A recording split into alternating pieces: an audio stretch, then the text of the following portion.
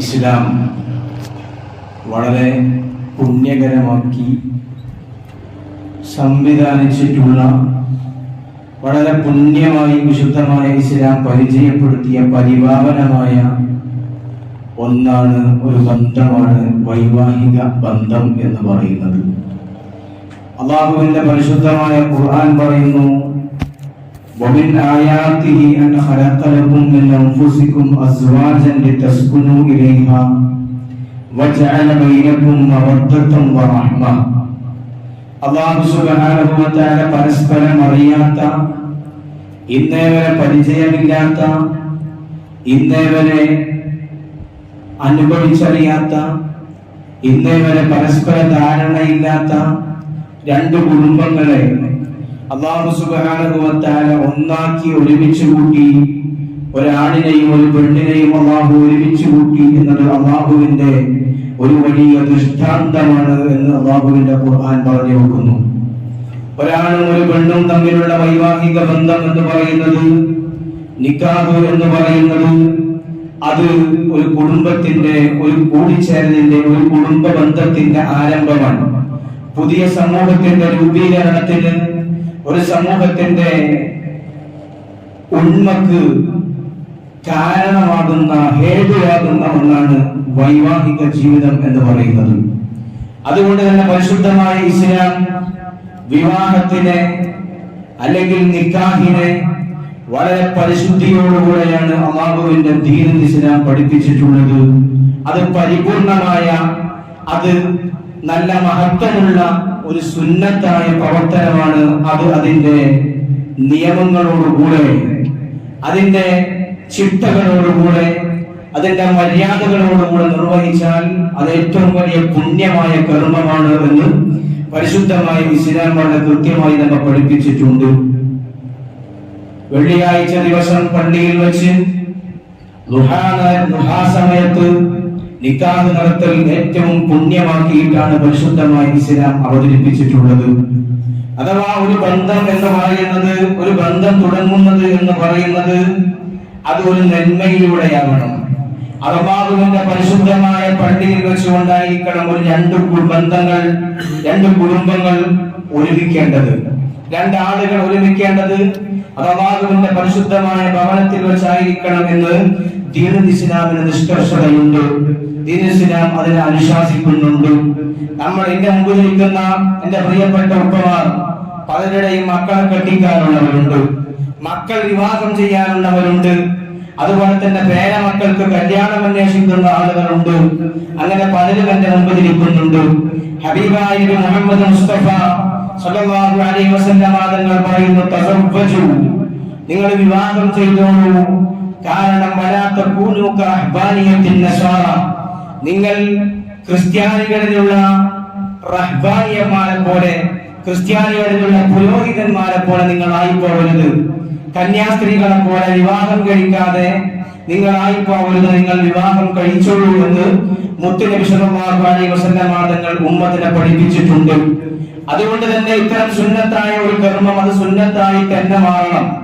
പക്ഷേ നമ്മളൊക്കെ പലപ്പോഴും സുന്നത്തിന്റെ അതിർവരമ്പുകൾ വിട്ടുകൊണ്ട് നമ്മുടെ കല്യാണ സദസ്സുകൾ, നമ്മുടെ നിക്കാഹിന്റെ സദസ്സുകൾ മാറിപ്പോകുന്നുണ്ടോ എന്ന് തോന്നിപ്പോവുകയാണ്. പലപ്പോഴും ഇസ്ലാം അനുശാസിക്കാത്ത കാര്യങ്ങൾ നമ്മുടെ കർമ്മങ്ങളിൽ കടന്നു വരുന്നു, നമ്മുടെ നിക്കാഹുകളിൽ കടന്നു വരുന്നു, നമ്മുടെ കല്യാണ സദസ്സുകളിൽ കടന്നു വരുന്നു.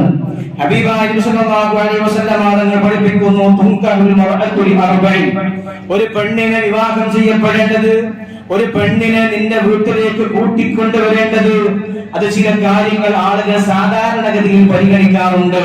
സാധാരണഗതിയിൽ നാട്ടു നടപ്പനുസരിച്ച് ഒരു പെണ്ണിനെ വിവാഹം ചെയ്യുന്നത് 4 കാര്യങ്ങൾക്ക് വേണ്ടിയാണ്.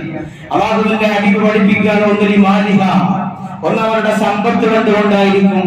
ഒരു പെണ്ണിന്റെ സമ്പത്ത് കണ്ടുകൊണ്ട്, അവരുടെ കുടുംബ സ്വത്ത് കണ്ടുകൊണ്ട് വിവാഹം കഴിക്കുന്നവരുണ്ടാവാം, അങ്ങനെ കല്യാണം കഴിക്കുന്നവരുണ്ടാവാം. വലി ജമാലിഹ, ഒരു പെണ്ണിന്റെ സൗന്ദര്യം കണ്ട്, ഒരു പെണ്ണിന്റെ സൗന്ദര്യത്തിൽ ആകൃഷ്ടരായി വിവാഹം കഴിക്കുന്നവരുണ്ടാവാം. വലി ഹസബിഹ, ഒരു പെണ്ണിന്റെ തറവാട് കണ്ട് മോഹിച്ച് കല്യാണം കഴിക്കുന്ന ആളുകളുണ്ടാവാം. മുത്തുനബി പറയുന്നു, എന്നാൽ വലി ദീനിഹ, ദീൻ കണ്ടുകൊണ്ട് ഒരു പെൺകുട്ടിയുടെ അല്ലെങ്കിൽ ഒരു യുവാവിന്റെ ദീൻ കണ്ടുകൊണ്ട് തൊഴിൽ നോക്കുന്നില്ല, ബിസിനസ് അല്ല നോക്കുന്നത്, അവൻ ദീനിയായി നടക്കുന്ന ആളാണോ എന്ന് പരിഗണിച്ചുകൊണ്ട് വിവാഹം കഴിക്കപ്പെടാറുണ്ട്.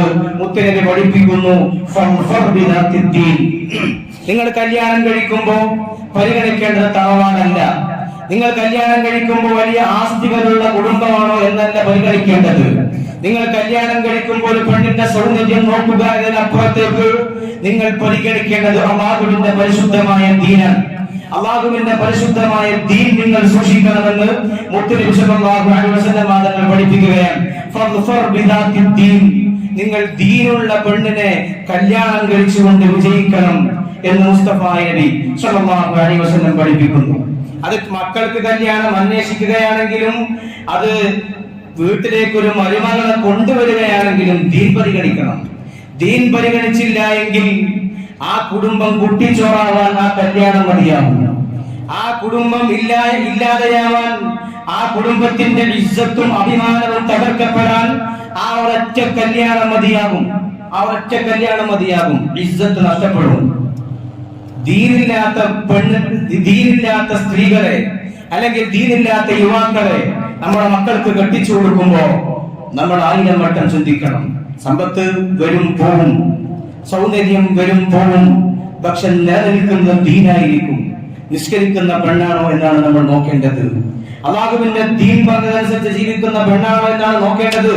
അല്ലെങ്കിൽ തകർന്നു പോകും കുടുംബം, അല്ലെങ്കിൽ കുടുംബം തകർന്നു പോകും. കഴിഞ്ഞ മാസം നമ്മുടെ സമീപ പ്രദേശമായ പെരിന്തൽമണ്ണയിൽ ഒരു വാർത്ത ഞാൻ വായിച്ചു. പെരിന്തൽമണ്ണയിൽ പ്രണയത്തിൽ വിവാഹം കഴിച്ച ഒരു യുവാവും ഒരു യുവതിയും, പ്രണയ വിവാഹിതരായ ദമ്പതിമാർ കല്യാണം കഴിഞ്ഞ് 1 മാസം കഴിഞ്ഞതിന്റെ ഇടയിൽ ആ പെൺകുട്ടി ഭർത്താവിന് ഭക്ഷണം എടുത്തു കൊടുക്കാൻ വൈകിയതിന്റെ പേരിൽ, ഭർത്താവ് വീട്ടിലേക്ക് വന്നപ്പോ ഭർത്താവിന് ഭക്ഷണം എടുത്തു കൊടുക്കാൻ വൈകിയതിന്റെ പേരിൽ ആ പെൺകുട്ടിയെ തല ചുമരിൽ ഇടിച്ചുകൊണ്ട് തല പൊട്ടിച്ച് ആ പെൺകുട്ടിയെ ആശുപത്രിയിലാക്കിയ വാർത്ത കഴിഞ്ഞ മാസം നമ്മുടെ സമീപ പ്രദേശമായ പെരിന്തൽമണ്ണയിൽ നടന്നതാണ്. പെരിന്തൽമണ്ണ ആനമങ്ങാട് ഭാഗത്ത്. ഇങ്ങനെ നമ്മുടെ കുടുംബങ്ങളിൽ സംഭവിക്കാതിരിക്കണമെങ്കിൽ നമ്മുടെ മക്കളെ കെട്ടിച്ചു കൊടുക്കുന്നത് ദീനുള്ള ആളുകൾക്കാണോ എന്ന് 100 പ്രാവശ്യം ചിന്തിക്കണം. നമ്മുടെ വീട്ടിലേക്ക് കൊണ്ടുവരുന്നത് ദീനുള്ള പെൺകുട്ടിയെയാണോ എന്ന് 100 പ്രാവശ്യം ചിന്തിക്കണം. അല്ലെങ്കിൽ ആ കുടുംബം ഫസാദാവും, അവിടെ ഉണ്ടാകുന്ന മക്കൾ ഫസാദാവും. അല്ലെങ്കിൽ എല്ലാം താറുമാറായി ആ കുടുംബം തന്നെ ഇല്ലായ്മയിൽ നിന്ന് ഇല്ലായ്മയിലേക്ക് കൂപ്പുകുത്തുന്ന സാഹചര്യം ഉണ്ടാകും. അതുകൊണ്ടാണ് മുത്തുനബി പഠിപ്പിച്ചത്,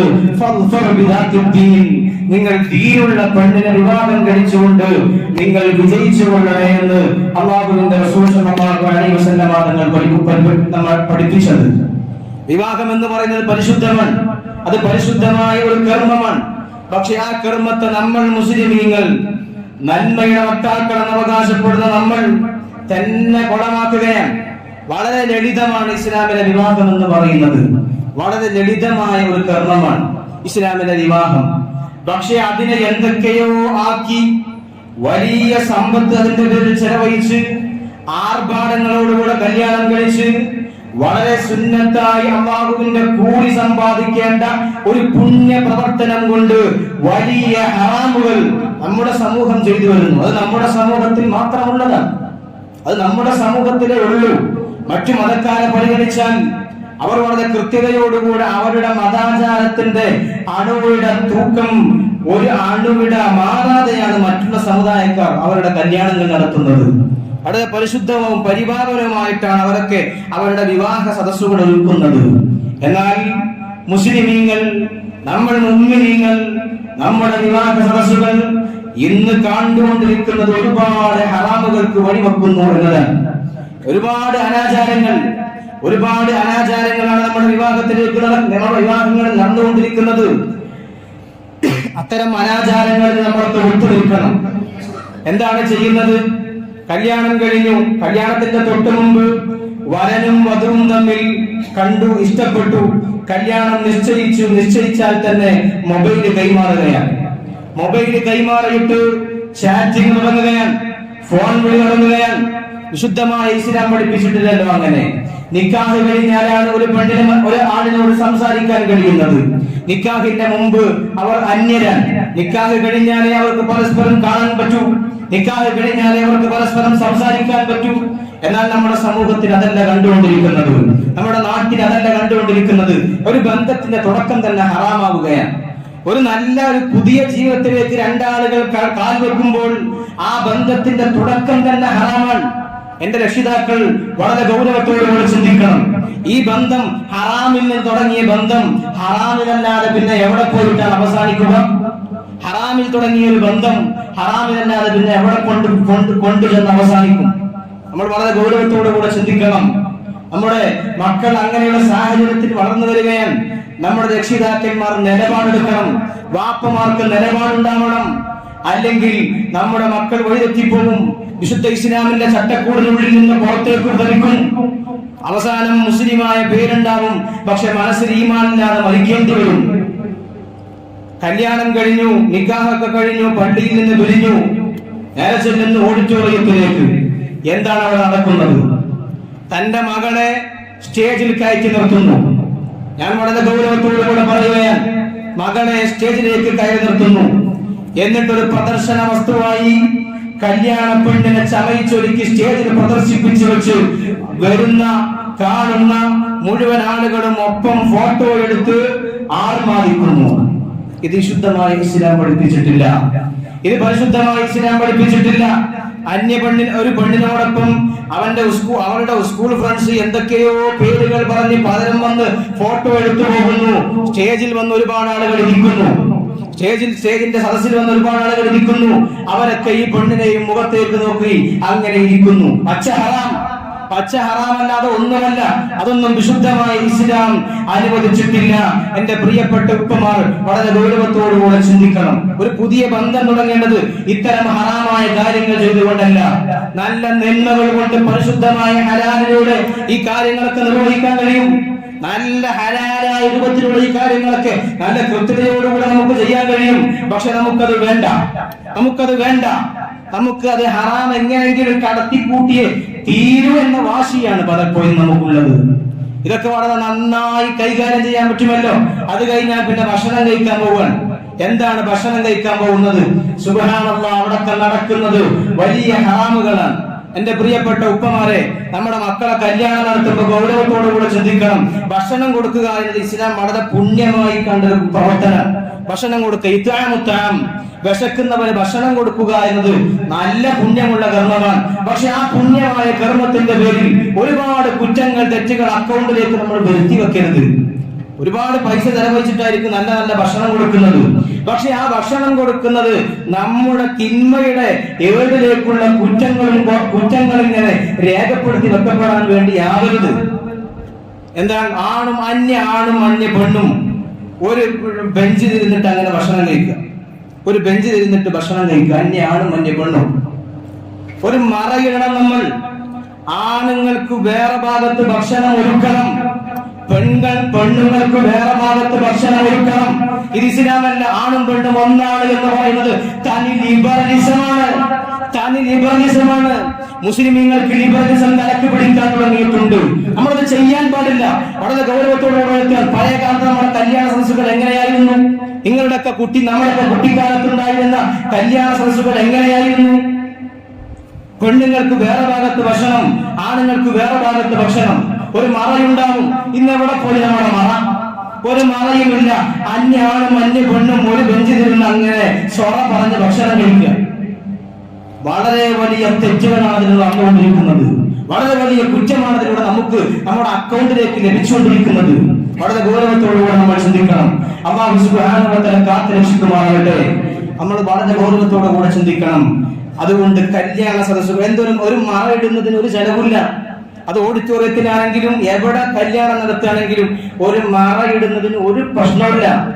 ആണുങ്ങൾ വേറെ വഴിയിലൂടെ വന്ന് ഭക്ഷണം കഴിക്കട്ടെ, സ്ത്രീകൾ വേറെ വഴിയിലൂടെ വന്ന് ഭക്ഷണം കഴിക്കട്ടെ, ഒരു പ്രശ്നവുമില്ല. ആരും ഒന്നും പറയില്ല. ഒരു നാട്ടുകാരും പറയില്ല, ആരും പറയില്ല. നമ്മുടെ പരലോകത്തേക്ക്, നമ്മുടെ ഖബറിലേക്ക് നമ്മളാണ് പോവുക, നാട്ടുകാരല്ല പോവുക. നമ്മൾക്ക് ആർഭാടം നടത്തണം, നമുക്ക് എന്തൊക്കെയോ കാട്ടിക്കൂട്ടണം കല്യാണ സദസ്സുകളിൽ. അത് ശുദ്ധമായി ഇസ്ലാം അനുവദിച്ചിട്ടില്ല. നല്ല രൂപത്തിൽ നല്ല നിലയിൽ കല്യാണം നടത്താനും നല്ല രൂപത്തിൽ ഒരു പുതിയ ജീവിതം തുടങ്ങാനുമാണ് പരിശുദ്ധമായ ഇസ്ലാം നമ്മോട് പഠിപ്പിച്ചിട്ടുള്ളത്. മുസ്തഫ നബി തങ്ങൾ പറയാൻ, ഏറ്റവും വലിയ ശർറായ ഭക്ഷണം എന്ന് പറയുന്നത് തുആമുൽ വലീമ, അത് കല്യാണത്തിന്റെ ഭക്ഷണമാണ്. ഏറ്റവും ശർറായ ഭക്ഷണം എങ്ങനത്തെ കല്യാണമാണ്? അവിടേക്ക് പൈസക്കാരെ മാത്രം ക്ഷണിക്കുന്ന കല്യാണം. പാവങ്ങളെ ഒഴിവാക്കപ്പെടുന്ന കല്യാണം. വലിയ ആർഭാട കല്യാണങ്ങൾ, അവിടെ പാവങ്ങളെ ആരെയും ക്ഷണിച്ചിട്ടില്ല. വലിയ വലിയ പൈസക്കാരെയും നാട്ടിലെ പ്രമാണിമാരെയും ഒക്കെ ക്ഷണിച്ചു. പാവങ്ങൾക്ക് ആ കല്യാണത്തിലേക്ക് ക്ഷണമില്ല. അങ്ങനെയുള്ള കല്യാണത്തിന്റെ ഭക്ഷണം ഏറ്റവും വലിയ ശർറുദ്ധാനമാണ്, ഏറ്റവും വലിയ മോശമായ ഭക്ഷണമാണ് എന്ന് മുസ്തഫ നബി മുഹമ്മദ് സ്വല്ലല്ലാഹു അലൈഹി വസല്ലം നമ്മെ പഠിപ്പിക്കുകയാണ്. അതുകൊണ്ട് നമ്മളൊക്കെ ഗൗരവത്തോടു കൂടി ചിന്തിക്കണം. ഉസ്താദേ, ഒരു പ്രാവശ്യമല്ലേ മകളെ കല്യാണം ഉണ്ടാവുള്ളൂ, അല്ലെങ്കിൽ ഒരു പ്രാവശ്യമല്ലേ മകന്റെ കല്യാണം ഉണ്ടാവും, ഒരിക്കലല്ലേ ഇതൊക്കെ എന്ന് പറയുന്ന ആളുകൾ ഒരിക്കലായതുകൊണ്ടാണ് ഇത് പറയുന്നത്. ഒരിക്കൽ ജീവിതത്തിൽ ഒരിക്കൽ മാത്രം സംഭവിക്കുന്ന ഒരു കാര്യമായതുകൊണ്ട് തന്നെയാണ് ഇത്ര ഗൗരവത്തോടുകൂടെ പറയുന്നത്. ഈ ഒരിക്കൽ സംഭവിക്കുന്ന കാര്യത്തിൽ ഹറാമുകൾ വരരുത്. ശുദ്ധമായ ഹലാലിലൂടെ ആയിരിക്കണം നമ്മുടെ കർമ്മങ്ങൾ, നമ്മുടെ വൈവാഹിക ജീവിതങ്ങൾ, ഒരു കുടുംബത്തിന്റെ ആരംഭം. അത് നമ്മൾ വളരെ ഗൗരവത്തോടുകൂടെ ചിന്തിക്കണം. അല്ലാഹു സുബ്ഹാനഹു വ തആല തൗഫീഖ് നൽകി അനുഗ്രഹിക്കട്ടെ. ആമീൻ എന്ന് ദുആ ചെയ്യുകയാണ് പ്രിയമുള്ള സഹോദരന്മാരെ. അതുകൊണ്ട് നമ്മുടെയൊക്കെ ജീവിതം വളരെ പരിശുദ്ധമായി, നമ്മുടെ മക്കളുടെ ഒക്കെ ജീവിതം വളരെ പരിശുദ്ധമായ രൂപത്തിലായിരിക്കണം. അതിനു വേണ്ടിയാണ് ഇത് പറഞ്ഞത് എന്ന് ഉൾക്കൊണ്ടുകൊണ്ട് അത് അനുസരിക്കാൻ തയ്യാറാവണം. അല്ലാഹു സുബ്ഹാനഹു വ തആല നമുക്കൊക്കെ ഖൈർ